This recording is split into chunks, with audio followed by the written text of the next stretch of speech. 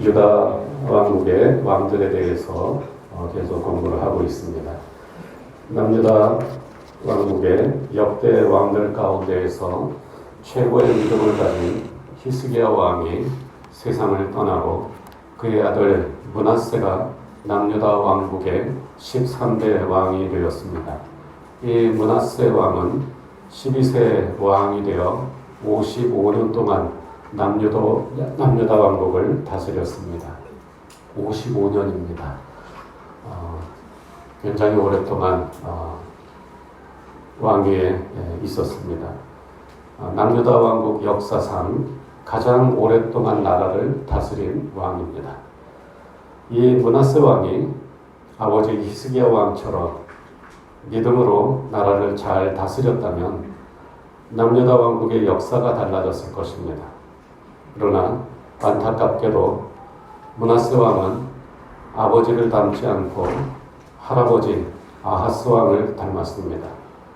므낫세 왕은 남유다 왕국의 역대 왕들 가운데 가장 악한 아하스 왕보다 더 악하고 더 잔인했습니다. 게다가 훨씬 더 오랫동안 나라를 다스렸습니다. 최고로 악한 왕이었던 할아버지보다 더 악하고 더 잔인했는데 훨씬 더 오래 살았습니다. 그러니 나라가 어떻게 됐겠습니까?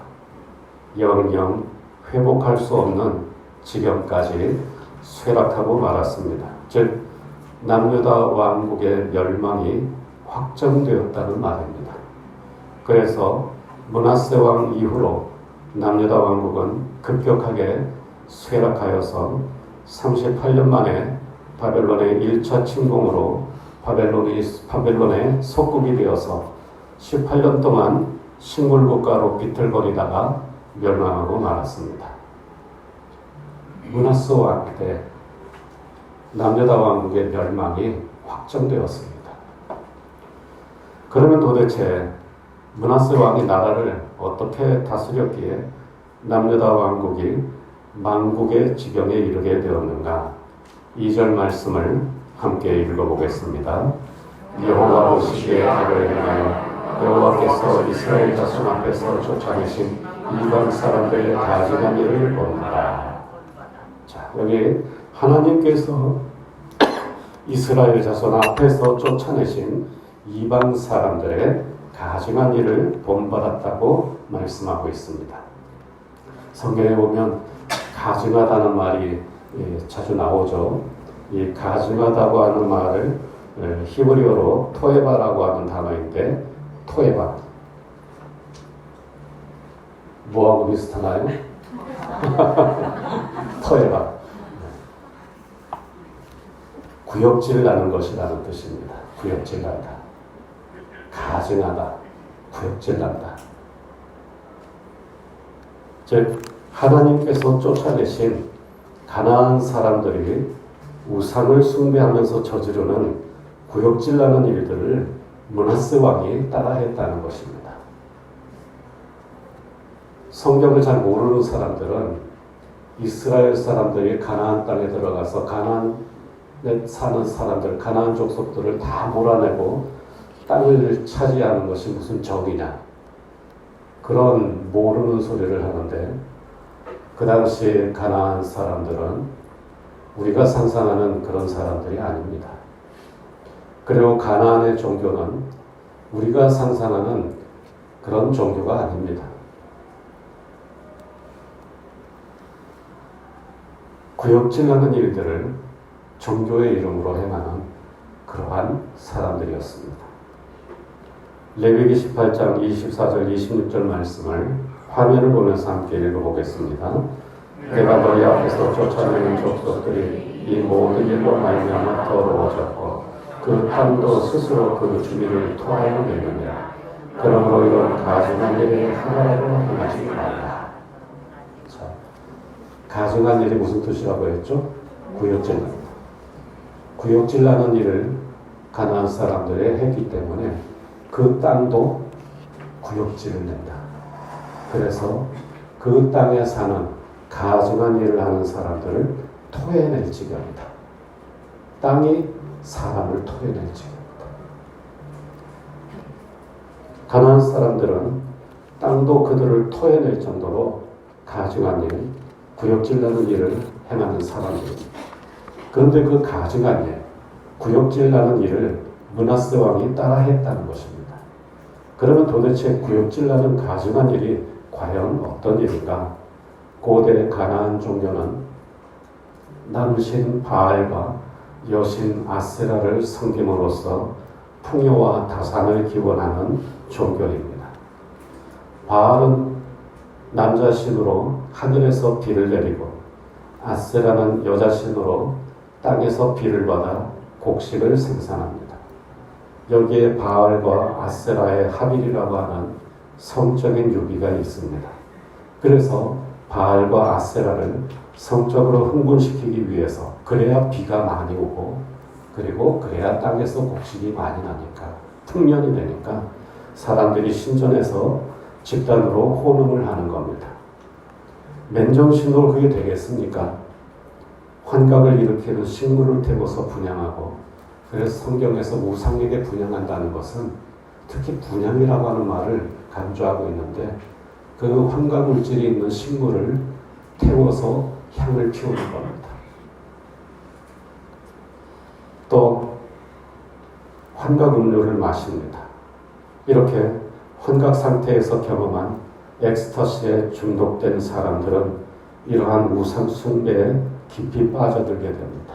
마치 마약처럼 중독이 되는 것.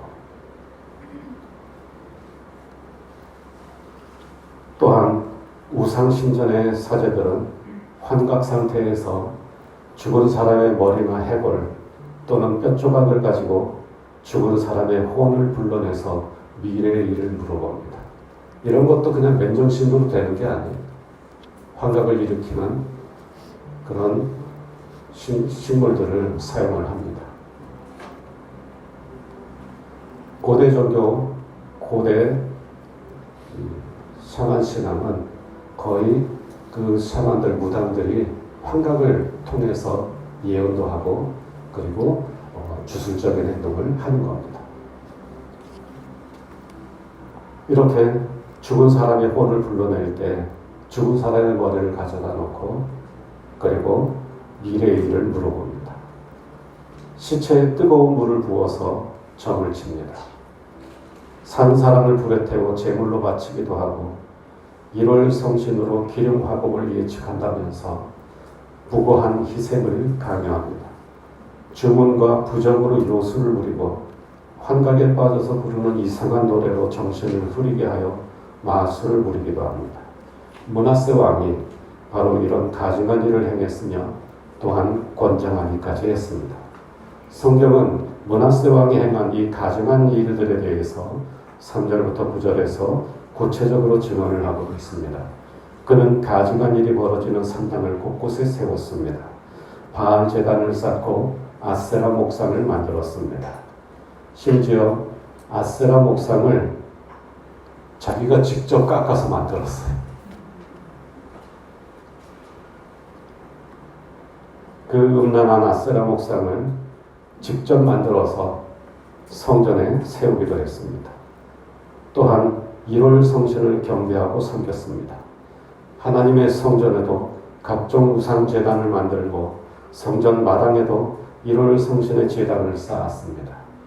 그리고 자녀를 제물로 바치는 몰렉에게 자기 아들들도 바쳤습니다. 물론 후궁들에게서 난 아들들이겠죠. 점을 치고 또 사술과 요술을 좋아했습니다. 신접한 자와 무당을 신임해서 그들의 말에 귀를 기울였습니다. 이 외에도 므낫세 왕은 죄 없는 사람을 많이 죽이는 죄를 범했습니다. 열왕기하 21장 16절 말씀을 함께 읽어보겠습니다. 또 무죄한 자의 피를 심히 많이 흘려 예루살렘 이 끝에서 저 끝까지 가득하게 하였다. 예루살렘 거리마다 피로 가득하게 했다. 므낫세 왕은 사악할 뿐만 아니라 난폭하기까지 했습니다. 의로운 사람들과 선지자들을 마구 죽였습니다. 전승에 의하면 이사야 선지자도 그가 죽였는데 톱으로 잘라서 죽였다고 합니다. 그 결과 므낫세 왕은 하나님 보시기에 많은 악을 행하여 하나님을 진노하게 했습니다. 백성들도 왕을 따라서 가증한 일을 행하여 옛날 가나안 사람들보다 더 심하게 구역질하는 일에 빠진 나라가 되고 말았습니다. 이제는 그 땅이 그들을 토해낼 때가 된 것입니다. 남유다 왕국이 멸망하고 바벨론으로 포로로 다 잡혀가는 것. 결국 가증한 일을 행한 그들이 더럽혀졌기 때문에 땅이 그들을 토해내는 것입니다. 하나님께서 그들에게 말씀하신 대로 결국 그들은 그 땅에서 쫓겨나 타국으로 다 포로로 끌려가게 된 것입니다. 여기서 우리는 참으로 안타까운 마음으로 이런 생각을 하지 않을 수가 없습니다.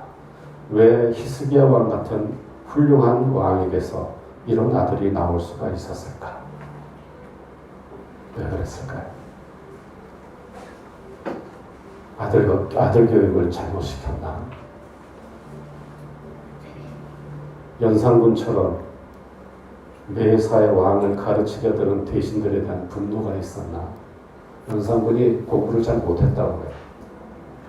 그러니까 걸핏하면 대신들이 6.25 경전을 들이밀면서 자꾸 가르치려고 해요.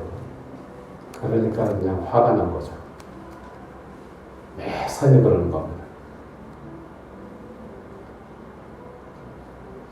뭔가 인격적인 장애가 있었는가? 성경은 그 이유를 말하지 않습니다. 그러나 한 가지 중요한 사실은 므낫세 왕이 하나님의 은혜로 태어났다는 것입니다. 므낫세 왕이 하나님의 은혜로 태어났어요. 하나님의 은혜가 없었으면 세상에 나오지 못했을 사람입니다.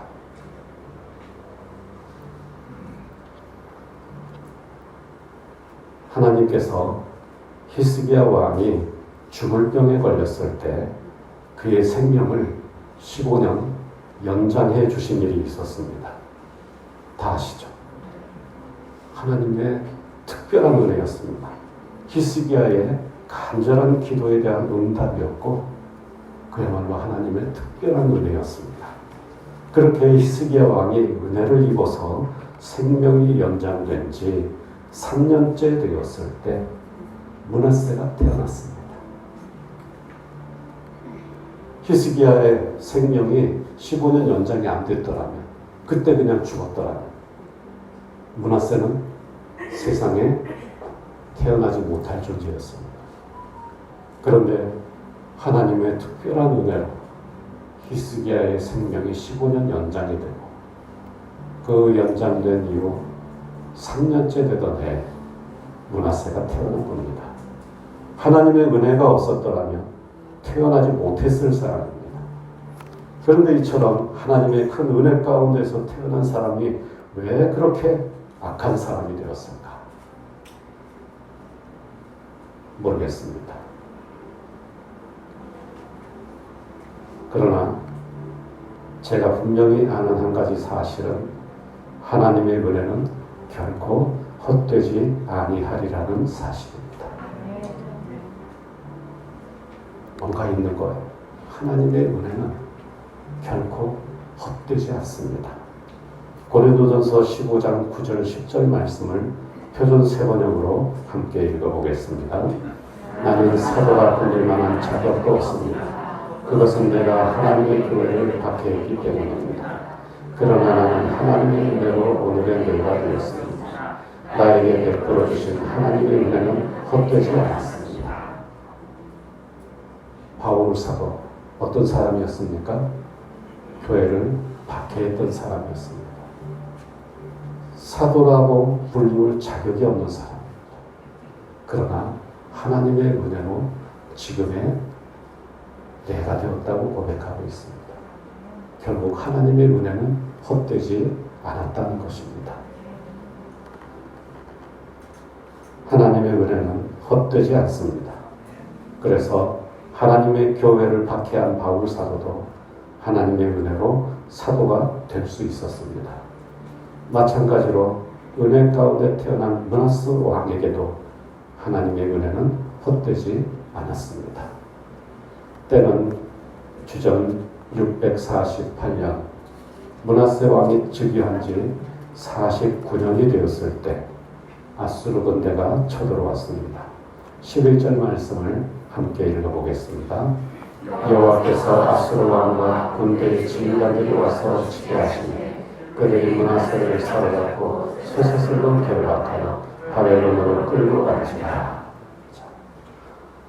49년 동안 우상 숭배에 빠져서 폭정을 휘두르던 므낫세 왕이 61살에 적군에게 사로잡혀서 쇠사슬에 묶여 끌려갔습니다.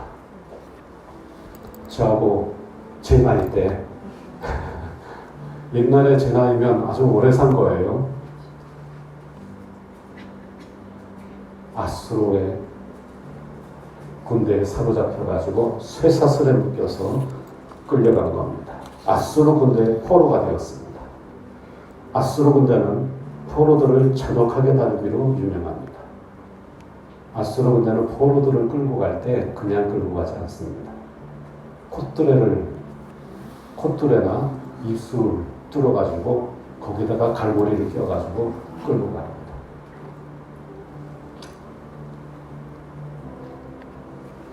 므낫세 왕은 어떻게 끌고 갔는지 모르겠지만 어쨌든 이 아수르 군대는 포로들을 가혹하게 다루기로 역사적으로 유명한 그러한 군대였습니다. 므낫세 왕은 이제 자신이 행한 잔혹함을 직접 체험하게 되었습니다. 처절한 고통과 치욕을 직접 겪었습니다. 바로 그때 그제서야 그는 자기 잘못을 깨달았습니다. 그리고 회개하며 하나님께 부르짖어 기도했습니다. 12절 13절 말씀을 화면을 보면서 함께 읽어보겠습니다. 그가 환난을 당하여 그의 하나님 여호와께 간구하고 크게 겸손하여 기도하였으므로 비로소 그가 하나님께 기도하기로 시작했는데 환난을 당하여서 그 고생을 하고 나니까 하나님께 기도하기 시작했어요. 그리고 나서야 겸손해졌어요. 그래서 하나님께 간구했습니다. 뭐라고 기도했을까요? 네? 용서해달라고. 용서해달라고만 기도했겠어요? 네? 살려달라고. 그렇죠. 그게 핵심이죠. 지금 이 완전히 잡혀가가지고 죽을 지경인데 용서해달라고, 잘못했다고. 내가 이걸 겪어보니까 내가 정말 잘못 살았다고. 나 좀 살려달라고. 그렇게 기도 안 하겠습니까? 그러면 자, 여러분이 하나님이라면 어떻게 하시겠습니까? 네? 용서해줘요. 역시 믿음이 좋으신군요.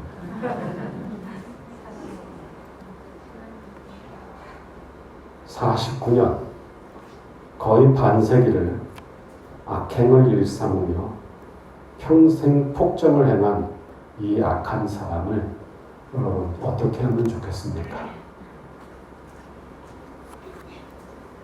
미국 영화 같으면 어떻게 되나요? 네? 그야말로 해피엔딩이죠. 이 나쁜 녀석이 벌을 받아가지고 고통을 받다가 그렇게 하나님께 애원하면서 간구해도 하나님이 대답이 없으시고 결국은 처참하게 최후를 맞이하는,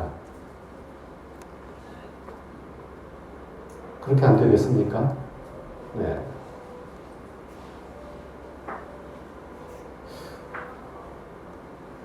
대부분 사람들은 이렇게 생각할 겁니다. 안 돼. 평생 죄만 짓고 살다가 힘들어지니까 잘못했다고 너도 좀 당해봐야지. 사필 기적이다, 이 나쁜 녀석아. 그래도 싼 사람이에요. 예? 얼마나 많은 사람을 죽였습니까? 얼마나 악한 일을 행했습니까? 정의가 이루어져야 되지 않겠습니까? 자, 그러면 하나님은 어떻게 하셨을까? 13절 말씀 함께 읽어보겠습니다. 기도하였으므로 하나님이 그의 기도를 받으시며 그의 간구를 들으시사 그가 예루살렘에 돌아와서 다시 왕위에 앉게 하시며 므낫세가 그제야 여호와께서 하나님이신 줄을 알았더라. 완전 반전입니다. 그렇죠? 조금 정의감이 넘치시는 분들은 기분 나쁠 수도 있을 것 같아요. 뜻밖의 결말입니다. 아무도 예상할 수 없는 일입니다. 그 악한 므낫세 왕을 아무 조건 없이 용서하시고 다시 왕위에 오르게 하셨습니다. 뭘로 설명할 수 있습니까? 여러분, 바로 이것이 은혜입니다. 이게 은혜예요. 은혜는 정의를 초월하는 것입니다. 정의도 중요하지만 그러나 정의만 있었다면 우리 모두 하나님 앞에 감히 설 수 없는 사람들입니다. 므낫세처럼은 아니지만 또 우리가 나쁜 짓을 그렇게 하면서 살진 않았지만 그러나 하나님 앞에서는 감히 설 수 없는 사람들입니다. 하나님께서 정의만을 추구하시는 분이었다면 우리는 한 사람도 구원받지 못할 것입니다. 그러나 은혜가 있기 때문에 우리는 구원받았습니다. 그 은혜가 그냥 은혜가 아닙니다. 자기 아들을 아끼지 아니하시고 우리를 위하여 내어주신 큰 사랑으로 이루어진 은혜입니다. 그 은혜를 우리가 입은 것입니다. 므낫세 왕 참으로 악한 사람이었고 평생 나쁜 짓만 했지만 그러나 하나님의 은혜는 그가 행한 죄보다 더 크고 더 강했습니다. 은혜는 죄보다 강합니다. 그 은혜가 우리를 살렸습니다. 그래서 므낫세 왕은 비로소 여호와께서 하나님이신 줄을 그제서야 알았습니다. 겸손해졌고 회개했습니다. 그리고 변화되었습니다. 이 은혜가 최고의 은혜입니다.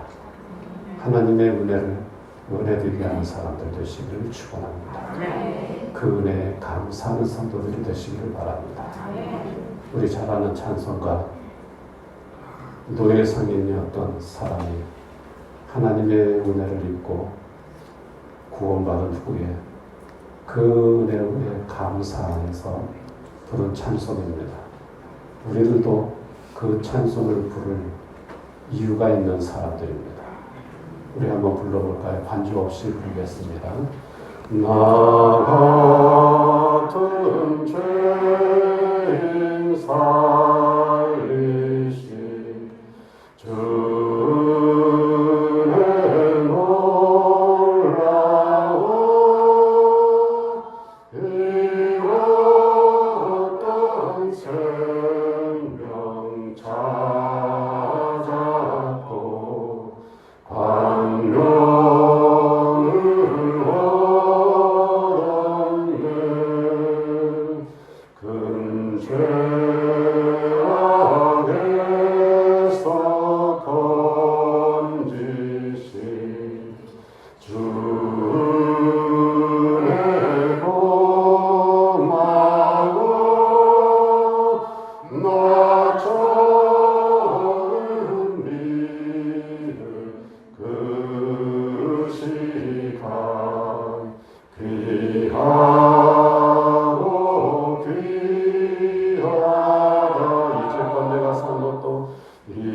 이제껏 내가 산 것도 주님의 은혜라.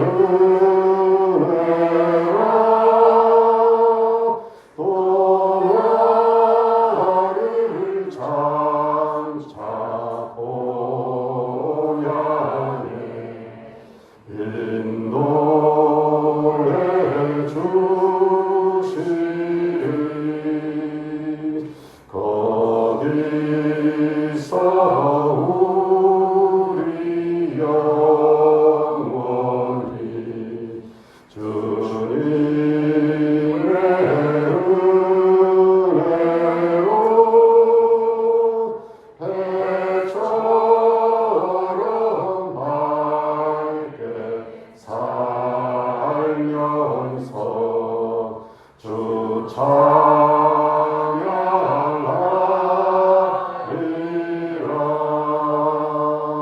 아멘. 여러분, 은혜 가운데 태어난 므낫세 왕이 어쩌다 알 수 없는 이유로 악한 왕이 되었지만 하나님께서는 그 은혜를 잊지 아니하시고 그 악한 므낫세 왕을 다시 은혜 가운데로 불러주셨습니다. 조건 없이 용서하시고 다시 은혜 안에서 살게 해주셨습니다. 하나님의 은혜 가운데 므낫세의 인생에 거룩한 변화가 일어났습니다. 이방 신들과 성전에 세웠던 우상을 제거하고 성전과 성전 주변에 쌓았던 우상 제단을 다 성 밖으로 던져버리고 여호와의 제단을 보수하고 화목제와 감사제를 드리며 하나님 여호와만을 섬겼습니다. 그렇게 남은 6년을 하나님 앞에서 살다가 은혜 가운데 세상을 떠났습니다. 은혜는 죄보다 강력합니다. 어떤 죄도 은혜 안에서 용서받을 수 있습니다. 어떠한 조건도 없이 은혜 안에서 용서가 됩니다. 은혜는 강력하기 때문입니다. 은혜는 이 세상의 어떤 것보다도 더 강합니다. 우리는 그 은혜로 구원받았습니다. 그러므로 그 은혜가 헛되지 않을 줄로 믿습니다. 그 은혜에 감사하며 겸손하게 사는 저와 여러분들이 되시기를 축원합니다. 제가 특별히 우리 자녀들이 어릴 때는 신앙생활 잘하다가 청소년기에 조금 삐딱하게 나가더니 아예 청년이 되고 그러면서 교회 안 다니고 그래서 걱정하는 부모님들이 많이 계실 겁니다. 그러나 하나님의 은혜가 헛되지 않은 것을 여러분들이 꼭 기억하시기 바랍니다. 제가 부목사로 심호할 때 어떤 권사님이 계셨는데 아들을 위해서 평생 기도했어요. 다른 거 없어요. 그저 예수 믿고 구원받았으면 좋겠다. 그런데 이 양반이 50이 넘도록 그 아들이 50이 넘도록 그렇게 교회를 안 가는 거예요. 어릴 때는 잘 다녔대. 하지만 포기하지 않고 하나님께 기도했어요. 그런데 말이죠. 돌아가실 때까지도 그 아들이 돌아오질 않더래. 그 권사님 돌아가셨어요. 그런데 돌아가시자마자 바로 장례식 마치고 교회 나오기 시작했어요. 그러면서 하는 말이 어머니 소원이었었는데 내 이제 앞으로는 신앙생활 잘하겠습니다. 그러면서 얼마나 열심히 신앙생활을 하는지 저 사람이 교회 안 다니던 사람인가 싶을 정도였어요. 장성화에서는 교회를 안 다녔지만 그러나 어릴 때의 믿음이 여전히 살아있었던 겁니다. 하나님의 은혜가 헛되지 않았다. 받았던 것입니다. 여러분, 하나님의 은혜는 헛되지 않을 줄로 믿습니다. 우리 자녀들에게 향하신 하나님의 은혜나 우리에게 향하신 하나님의 은혜나 우리도 살다 보면 온갖 일을 다 겪고 수없는 많은 일들을 우리가 경험하지 않습니까? 그 모든 일들 속에서도 하나님의 은혜는 여전히 강력합니다.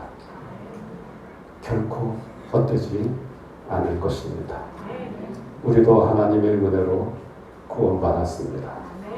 하나님의 은혜로 다시 태어났습니다. 그리고 그 은혜가 헛되지 아니하여 오늘의 내가 되었습니다. 모두가 다 하나님의 은혜입니다. 하나님의 은혜는 헛되지 않은 줄로 믿습니다. 회개하는 자에게 은혜 주실 줄로 믿습니다.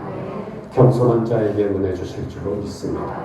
십자가 은혜 안에서 용서받지 못할 죄는 없는 줄로 믿습니다. 그 은혜를 잊지 않고 감사하며 하나님께 영광을 돌리며 사는 성도들이 되시길 주의 이름으로 축원합니다. 기도하겠습니다. 하나님 감사합니다. 은혜를 감사합니다.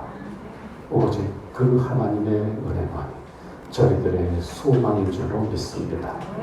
아버지는 정의도 중요하지만 은혜 없으면 감히 하나님 앞에 설 수 없는 죄인들임을 고백합니다.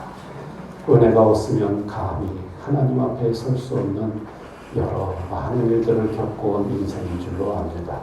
주여 저희들의 삶을 그 은혜에 맡깁니다. 그 은혜가 헛되지 아니하여 지금까지 왔사오니 우리 자녀들도 은혜 안에 거하게 하여 주시고 우리도 은혜 안에 거하게 하시며 은혜로 살게 하여 주시옵소서. 우리 주 예수 그리스도 이름으로 기도하옵나이다.